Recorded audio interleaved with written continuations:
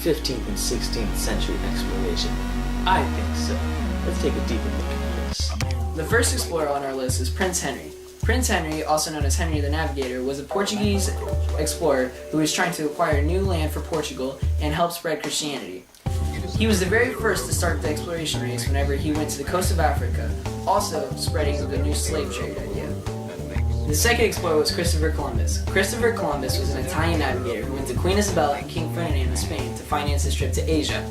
On August 3rd, 1492, Christopher Columbus took 3 ships known as the Nina, the Pinta, and the Santa Maria to what he thought was Asia, but whenever he crossed the Atlantic Ocean, he got to the New World, which is the term Europeans gave to the Americas, which was not discovered prior to Christopher Columbus. Christopher Columbus overall took 4 voyages. Explorer number 3? Question mark? That's Hernan Cortez. He was a Spanish conquistador that led an expedition in 1504 that caused the downfall of the Aztec Empire. Also, he got large portions of mainland Mexico and brought it under the rule of King Castile in 16th century. Also, he was part of the first generation of Spanish colonizers to colonize the New World. Explorer number 4, Francisco Pizarro. Francisco Pizarro was a Spanish explorer who went on an expedition to South America, in which he encountered the Incas. From there, he went on to capture the Incan capital and set up Lima, the capital of the new Spanish Empire. Explorer number 5, Ferdinand Magellan. Ferdinand Magellan was a Portuguese explorer who worked for King Charles I of Spain. King Charles wanted him to find a westward route to the Spice Islands, so he set off in 1519 on that expedition. His expedition was the first to circumnavigate the Earth, but unfortunately, Magellan did not finish the trip. Magellan died in the Battle of Mactan.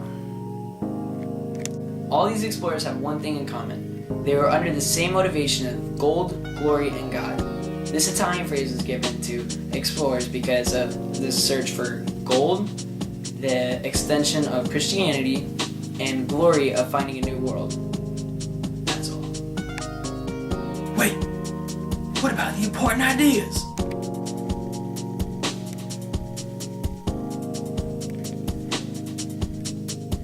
Good point.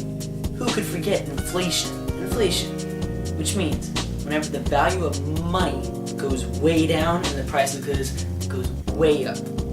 That is one good important term that was happening at the time. This could also be known as the price revolution. This term, price revolution, refers to the relatively high rate of inflation that characterized the period from the first half of the 16th century to the first half of the 17th century across Western Europe.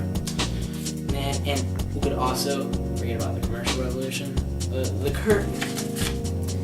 The commercial revolution was a period of which European economic expansion, colonialism, and mercantilism, which lasted from about the 16th century until about the early 18th century. It's a long time. Europeans had rediscovered commodities rare in Europe, which created a new desire for trade and expansion. Can't forget about navigational innovations that these crazy conquistadors were just coming up with out of nowhere. Well, actually, a conquistador is a Spanish soldier. I forgot to tell you that. That's what it is. So, these navigational innovations, right? So, Portolani, which is a chart that was of land masses and coastlines that was made by medieval navigators and mathematicians. Then European shipmakers had mastered the use of the axle rudder and learned to combine the use of the Latin sails with a square rig. They could construct ships mobile enough to sail against wind and engage a naval warship, and also large enough to mount heavy cannons and carry a large amount of goods over long distances. But this navigation was not even possible without the use of a compass and an astrolabe. I think I did a FRQ on this and failed it on this. But anyway, and you can't forget about mercantilism because its economic system to increase a nation's wealth by government involvement and national commercial interest. Holy for holies! What about the significant events? Oh! Such as the Treaty of Tordesillas. In 1494, was an agreement between Portugal and Spain declaring the newly discovered lands to the west of an imaginary line of the Atlantic Ocean would belong to Spain, and newly discovered lands to the east of the line would belong to Portugal. Man! Man, it was a crazy Europe. At one point, they were searching for witches during the time of exploration. Throughout 1470 and 1780, over 100,000 people across Europe were persecuted for being associated with witchcraft. We suspect one of these persecutions would look something like this. Just an average day citizen in the life of European citizens. Hey, is that a witch? Shut up! Is that even hurting you? No, stop doing its job then.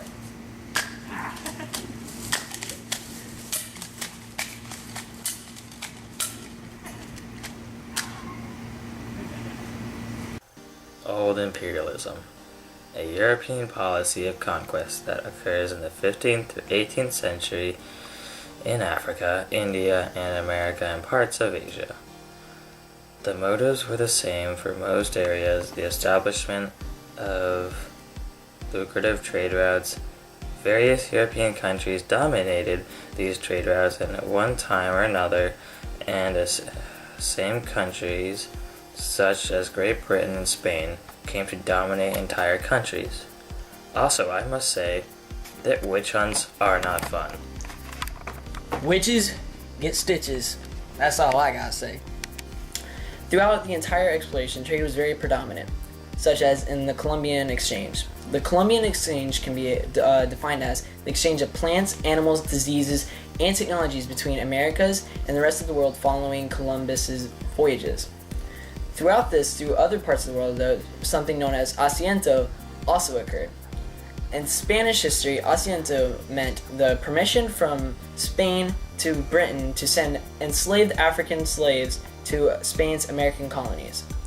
Asiento can also be referred to as the slave trade in general, first introduced by Portugal and Brazil to farm sugar plantations, where an estimated 50 million Africans died or became slaves during the 17th and 18th century. I think. And that pretty much sums up 15th and 16th century exploration. David, you got any more to add? No. Neither do I. So, catch you later. Maybe. Yeah, maybe. And now time for David's best moment. Yay! Hey! Second explorer, Christopher Columbus! He was an Italian who was very important to Spanish exploration. On August 3rd, 1492, he set sail on the Nina, the Pinta, and the Santa Maria. I don't know where I'm going. Hey, all y'all scrippers, y'all got to go. We taking over this club tonight. Little Johnny South Boys, and yeah, let's get this